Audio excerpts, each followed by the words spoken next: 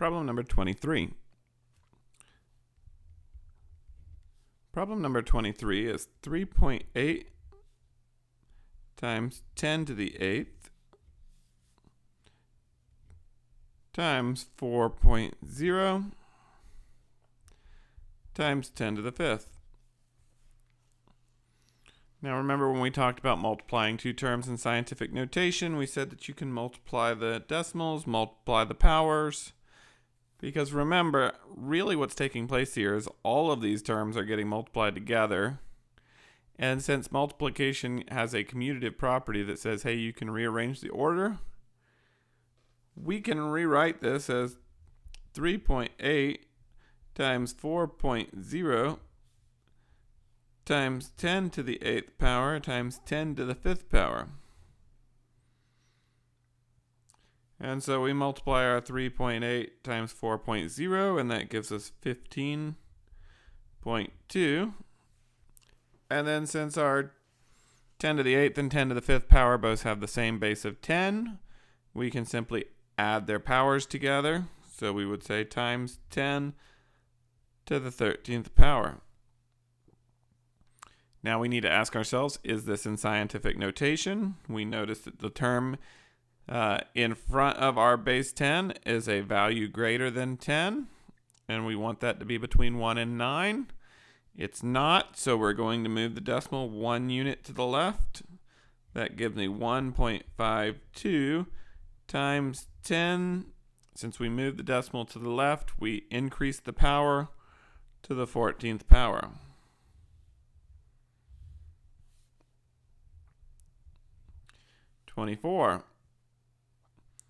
We have 1.0 times 10 to the 11th power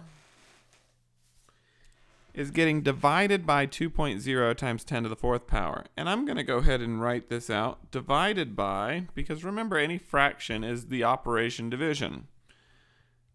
2.0 times 10 to the 4th. And the reason why I like doing this way is we can still see that I can now divide my decimals and use my quotient rule on the powers. So there's really a kind of a clean divide right here where the multiplication sign is. So 1 divided by 2 gives me 0.5 times 10 to the 7th power. And again, we need to check to see if it's in scientific notation. It's not. I need to move the decimal 1 unit to the right so that my leading term will be between 1 and 9. So 5 times 10. And now since we moved the decimal to the right 1 unit, we decrease the power 5 times 10 to the 6th.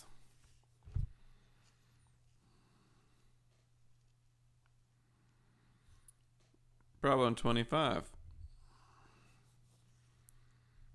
3.5 times 10 to the 7th power times 9.65 times 10 to the 5th power. This is another multiplying in scientific notation, so we're going to multiply the inside, or multiply the decimals. 3.5 times 9.65 gives us 33.775, if I see right, times 10 to the, now we're going to add the powers, 10 to the 7th plus 5. 7 plus 5 is 12, so that gives us 10 to the 12th power. Again, we notice that it's not in scientific notation, so I'm going to move the decimal 1 unit to the left. That will give me 3.3775 times 10 to the 13th power.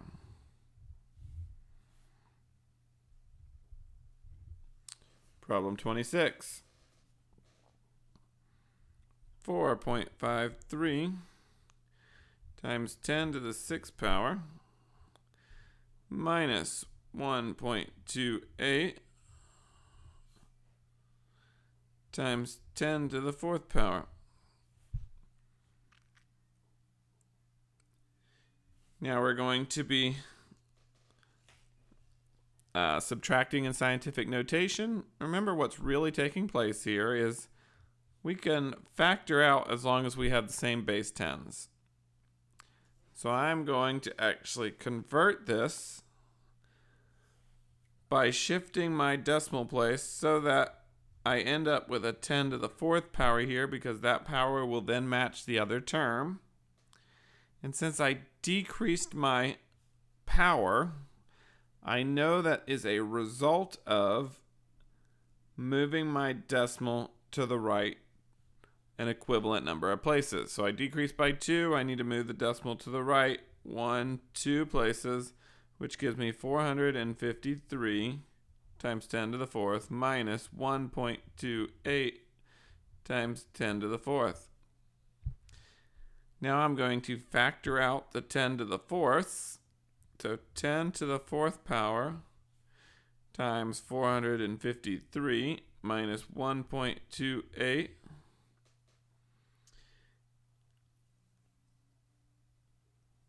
And that's going to leave me with 451.72,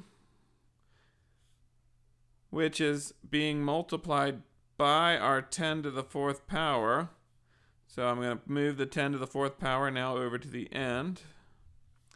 And again, ask myself, is this in scientific notation? No, it is not. So I'm going to move my decimal 2 places and end up with 4.5172 times 10 to the 6th power. Because we moved the decimal 2 places to the left, we're going to add positive 2 power.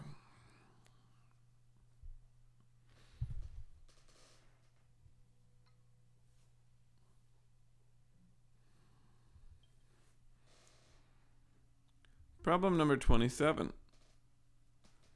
Problem number 27 gives us the square root of 48.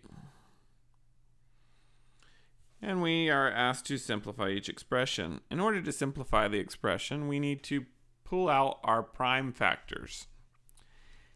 And the other thing that we're looking for, in addition to prime factors, are any perfect squares that will divide into this term. Now 48 I see right away is divisible by 4.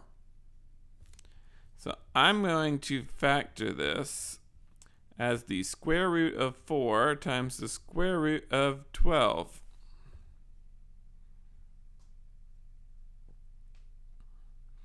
Now I see again that the square root of 12 is factorable by the square root of 4 and the square root of 3. And so each of my factors can come down here and get lined up. Square root of 4 times square root of 4 times square root of 3. And we can simplify each. The square root of 4 is 2 times 2 times the square root of 3 doesn't simplify it already. It's already a prime number. It doesn't have any factors other than 3 and 1. So it's going to remain square root of 3. Now we can multiply the outside. 2 times 2 is 4 root 3. That is as far as we can simplify that problem. Problem number 28. Negative 3 square root of 72.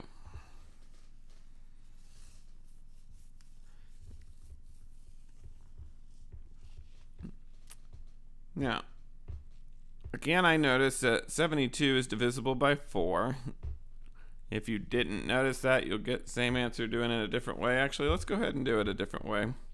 We'll pull out all of our lowest factors just to be consistent and show you that it will work the same way.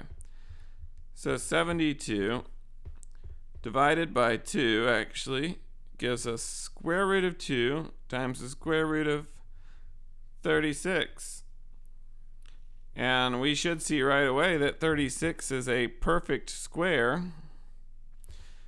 So I have the square root of 2, the square root of 36, and I still have my whole integer term in front of the radicand that we still need to multiply together with all of this.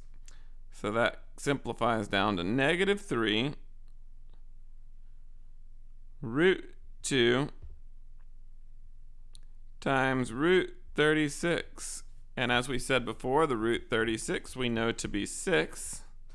So I'm going to go ahead and rearrange the order a little bit here. Times negative 3. And I'm going to bring my root 2 all the way to the end because the root 2 is not going to simplify any further.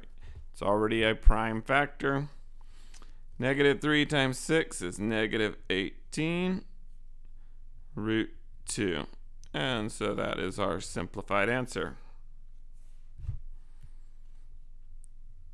Number 29. 29 is 2 times the square root of 27x to the 8th power. Now we want to look for our factors of 27. So we have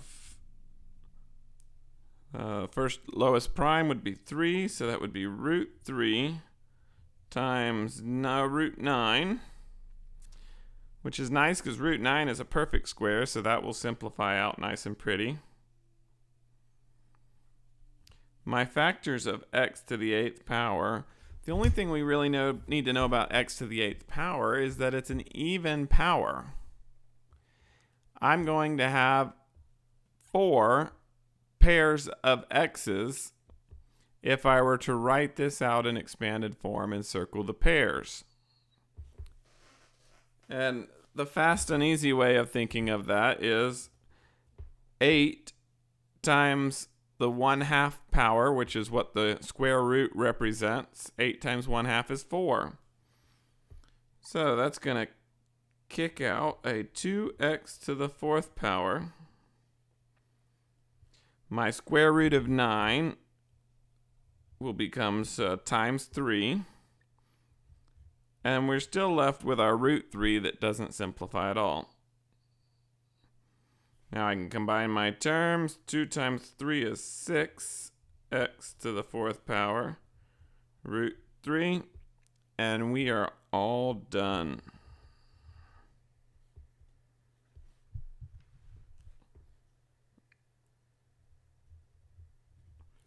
Problem number 30. 4 times the root of 12x to the 6th, y to the 9th, z to the 12th. We're going to start with our integer and find its factors. Let's see, we can do the root 3 times root 4. Where we know that the root 4 is 2, so I end up with 4 times 2 root 3.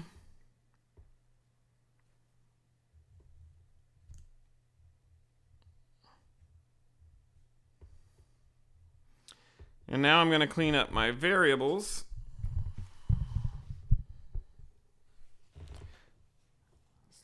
Four times 2 is 8. X to the 6th power, so if I multiply 6 times 1/2, I get 3. That will multiply or come out evenly. So x to the 3rd power.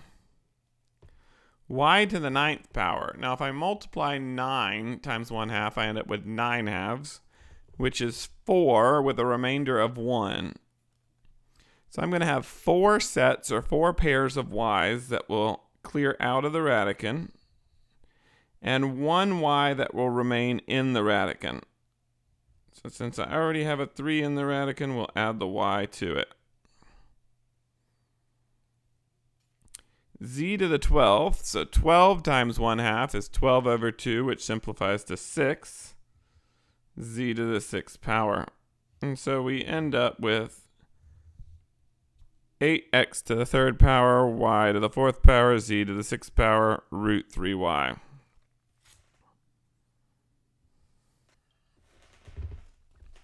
Next up, our directions tell us to simplify the expression. Problem 31, we have root 8 plus root 8. And just as a side note, before we get too far into this problem, we talked about how radicals function like variables. So if we were to look at the problem a plus a, that would equal 2a. Now the reason why it equals 2a is because each of our variables has a coefficient in front of it. We just don't see it. We know that there's an invisible or known 1 sitting in front of both of those terms. So 1a plus 1a is 2a. The radicals up at the tops, root a plus root a, function the same way. There's an invisible or known 1 in front of both of those.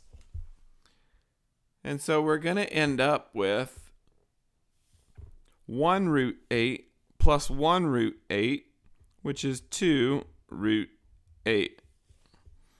And then we need to simplify the radical. So we're going to look for our prime factors. Root 2, root 4. Well, since root 4 is a perfect square, it's going to simplify.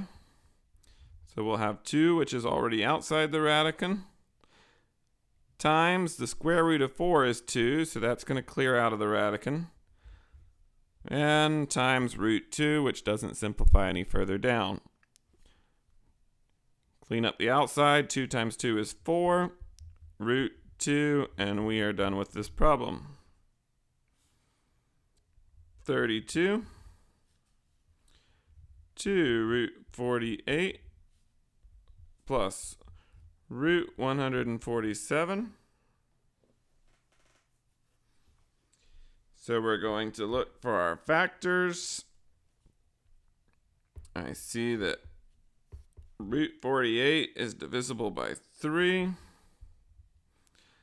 So we have root 3, root 16.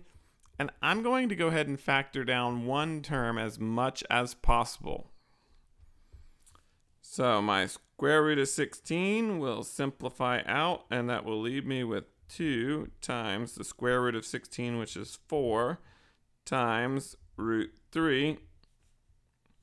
2 times 4 is 8 root 3. Well, that's as simple as that term gets, so we're going to work with the next term, the root of 147, which is also divisible by 3, which gives me root 3 times root 49. Well, root 49 is a perfect square, so there's no point in factoring it further. Root 49 gives me 7 root 3. And that's as simplified as that gets, so we're going to bring it down next to our addition sign, 7 root 3, where we can now see that I have 2 radicands with the same value. Both of them have a term in front of them, which means since they function like variables, we can add their values together and keep the radicand term. 8 plus 7 is 15. Root 3. And that would be my final answer. 33. 3 root 8 minus root 200. So again, I'm going to simplify my root 8. It's divisible by 2, so root 2 times root 4. Bring down my 3 times the root of 4 is 2 times the root of 2. Root 2 does not simplify any further, so we can go ahead and multiply our outsides. 3 times 2 is 6. Root 2. And we will be subtracting whatever the simplified version of the other radicand is. So we will start to simplify it. Now, anytime you have a number that's a multiple of 100, the most obvious factor of it that will end up giving you a perfect square would be 100. So I'm going to factor out root 100, which then also leaves me root 2.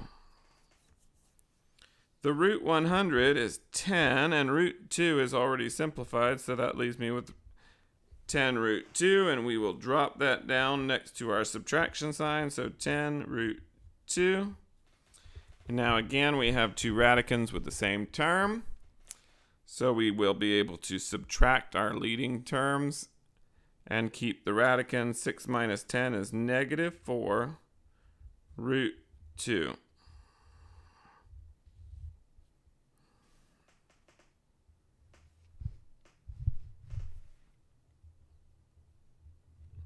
Number 34, root 75 minus root 108.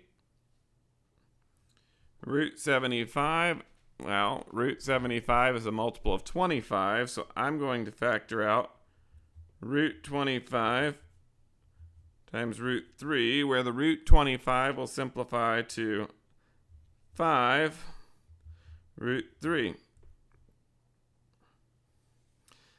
108,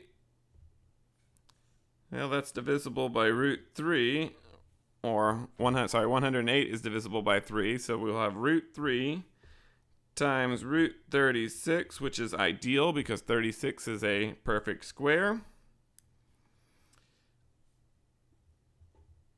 The square root of 36 is 6, which gives me 6 root 3. Now again, we have the same radicand, so we end up with 5 minus 1, which is negative 1 root 3.